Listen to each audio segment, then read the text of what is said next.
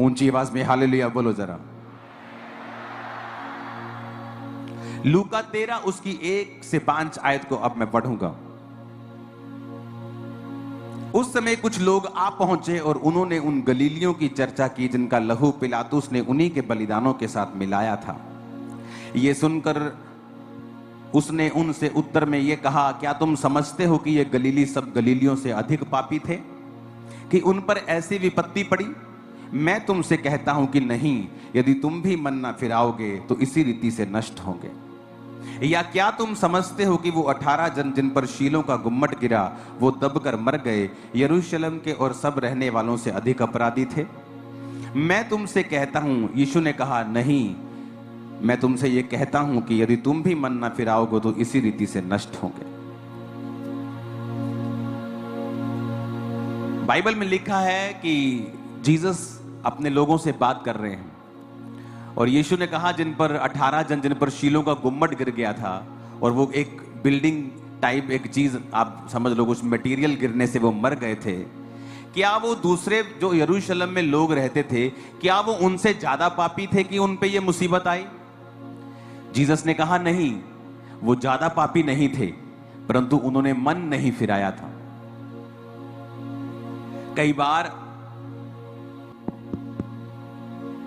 खुद विस्लिंग को सुनो यहां आकर, अंदर जो एसी में बैठे ने बाहर निकालो दो जनों को, ओके? यहां खड़े हुआ करो साइड पे और देखो कहां क्या हो रहा है। और जीसस ने पूछा क्या वो ज्यादा पापी थे? कहते प्रभु पता नहीं। कहते जीसस कहते नहीं, वो ज्यादा पापी नहीं थे।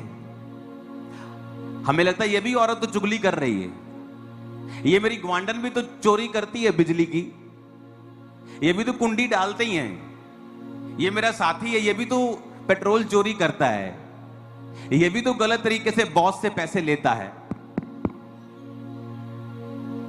इसको तो कुछ नहीं होता। लेकिन जीसस ने कहा ऐसा नहीं है।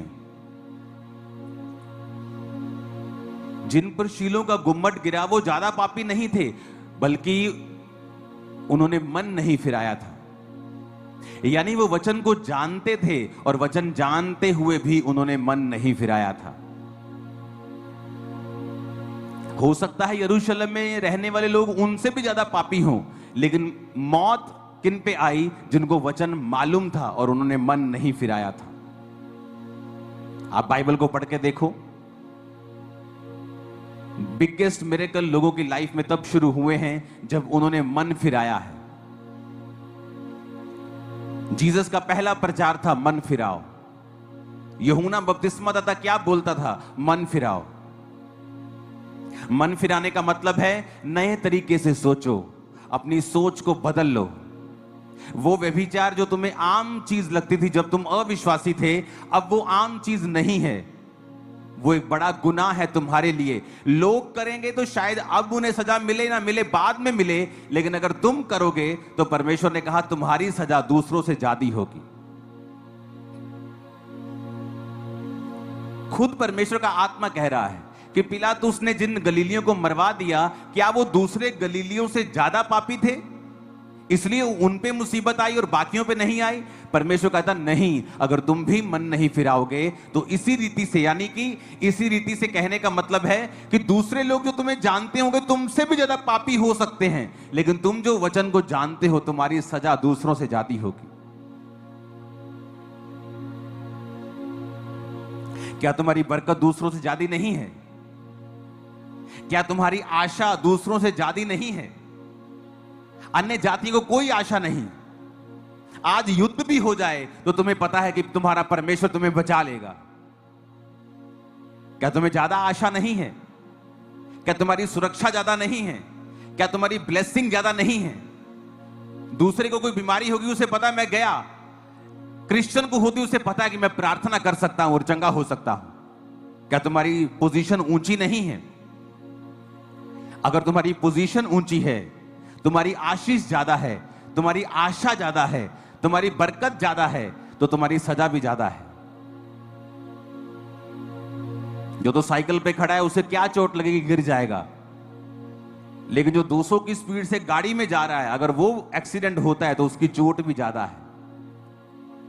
तो परमेश्वर ने कहा तुम अगर मन नहीं फिराओगे तो इसी रीति से नष्ट होगे कि दूसरे लोग जो तुमसे ज्यादा अपराधी हैं, हो सकता है उनको वचन ना मालूम हो, लेकिन तुम जो वचन के जानकार हो, अगर तुम वही गुनाह और पाप करोगे तो तुम भी उसी रीति से नष्ट होगे कि हो सकता है तुम्हारा पाप कम हो लेकिन तुम्हारी सजा उन लोगों से ज्यादा होगी। क्या कहा परमेश्वर ने? तुम अंगूरों की वेल हो। उसने ये नहीं कहा तुम सेब का पेड़ हो, तुम अंजीर का पेड़ हो। सेब का पेड़ अगर सूख गया तो उसका फर्नीचर बना देंगे, बैट बना देंगे, फर्नीचर कर देंगे, दरवाजे बना देंगे, कुछ भी कर लेंगे। लेकिन अगर अंगूरों की बेल सूख गई तो उसकी कोई चीज नहीं बन सकती।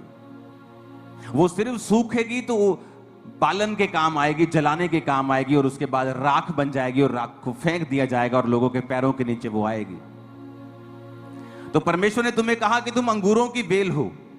अगर तो तुम फल लाओगे, अगर तो तुम मेरे वचन में बने रहोगे तो बहुत सा फल लाओगे, और अंगूर बनाया जाएगा, तुम्हारा शरबत बनाया जाएगा, वो लोगों के मुंह में लगेगा, मालिक के मुंह पे लगाया जाएगा, तुम इज्जत पाओगे, तुम प्याले में होंगे।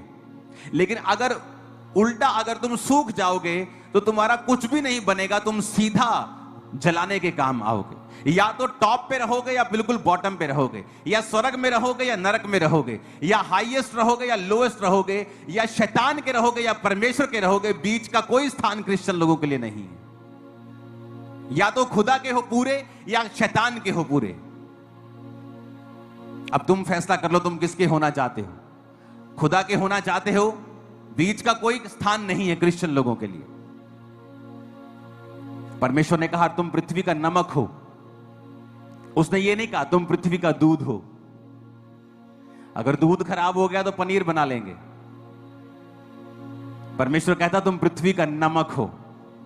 अगर नमक खराब हो जाए तो फिर वो किसी वस्तु से नमकीन नहीं किया जा सकता, इसलिए कि फिर वो नमक को उठाकर फेंक दिया जाता है और वह मनुष्यों के पांव के नीचे रौंदा जाता है।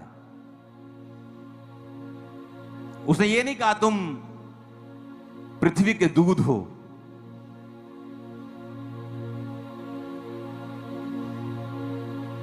तुम पृथ्वी की गाजर हो, तुम पृथ्वी के सेब हो। उसने नहीं कहा। कहता तुम पृथ्वी के क्या हो? नमक हो। हर चीज तुम्हारे द्वारा स्वादिष्ट बनेगी। क्या कहा परमेश्वर ने इस्राएलियों को कि मैं तुझे इसलिए चुनता हूं कि तू साइज में, गिनती में थोड़े थे, अब मैं तुम्हें चुनकर तुम्हारे आसपास की जातियों से तुम्हें श्रेष्ठ करूंगा, ताकि मेरे नाम की महिमा हो कि ये जाति इसलिए श्रेष्ठ है क्योंकि इनका परमेश्वर यहोवा है, इनका परमेश्वर यीशु मसीह है। लेकिन प्रभु ने कहा कि तुम पृथ्वी के नमक हो। लेकिन अगर नमक का स्वाद बिगड़ गया तो वो पैरों के नीचे रौंदा जाएगा, उसको नमकीन नहीं बनाया जा सकता। अगर नमक में रेत मिल गई, अगर नमक में मिट्टी मिल गई, खराब हो गया, उसको अलग अलग नहीं किया जा सकता, वो साफ नहीं किया जा सकता, वो काम में नहीं लाया जा सकता। फिर वो सिर्फ जमीन पर फेंक दिया जाएगा और मनुष्य को पांव के नीचे वो आएगा। दो तरह के क्रिश्चियंस हैं, एक जो परमेश्वर को मानते हैं और परमेश्वर ने ऊंचा करता जा रहा है, ब्लेस करता जा रहा है, आगे बढ़ाता जा रहा है, और दूसरे जो परमेश्वर के वचन से हट के उल्टे काम करते हैं, फिर परमेश्वर उन्हें डाउन करता है। इसलिए आप कई क्रिश्चियन घरों में अगर आप चले जाएंगे, उनकी जो हालत है वो अविश्वासी लोगों से भी बुरी है। क्यों? क्योंकि वचन जब आप त्याग देंगे, आप जीवित चर्च का हिस्सा नहीं हैं, आप किसी सेवकाई का हिस्सा नहीं हैं, आप किसी बोने का हिस्सा नहीं हैं, आप प्रार्थना का हिस्सा नहीं हैं, आप चर्च नहीं जाते, आप किसी भी तरह के परमेश्वर के कामों में कोई हिस्सा नहीं डालते, आप मरे हुए क्रिश्चियन हैं, आप बिगड़ा हुआ नमक हैं, आप सूखी हुई बेल है, दाख की, अंगूरों की सूखी हुई बेल हैं। आपका अंत जलाया जाना है और आपका अंत पांव के नीचे आना है। आपकी हालत दूसरे लोगों से भी बुरी होगी, बाइबल ऐसा कहती है। क्योंकि बाइबल यह भी कहती है अगर तू मेरी सेवा करेगा, मेरे साथ चलेगा, वफादार रहेगा, मैं तुझे अन्य जातियों से श्रेष्ठ करूंगा। समय तो दो परमेश्वर को ऐसा काम करने का, समय तो दो, उसे 10, 15, 20 साल अपनी जिंदगी के देकर देखो, उसको पूरी तरह से वचन पे चल के देखो, फिर परमेश्वर किस तरह से रास्ते निकालता है, वो किस तरह से डिवाइन हेल्पर्स की आपकी लाइफ में एंट्री करता है, किस तरह से आपके माइंड को चेंज करता है, आपकी सिचुएशंस को चेंज करता है, आपके फाइनेंस को चेंज करता है, आपकी जिंदगी में ऐसी घटनाएं करता है जो आपने प्लान नहीं की, लेकिन परमेश्वर का आत्मा आपको आगे लेके जाएगा। और ये भविष्यवाणी है कि आज से वो आपको आगे ही लेके जाएगा और बरकत देगा। आपको भरोसा रखना है। अपने पड़ोसी को जोर से बोलो, भरोसा रखना है।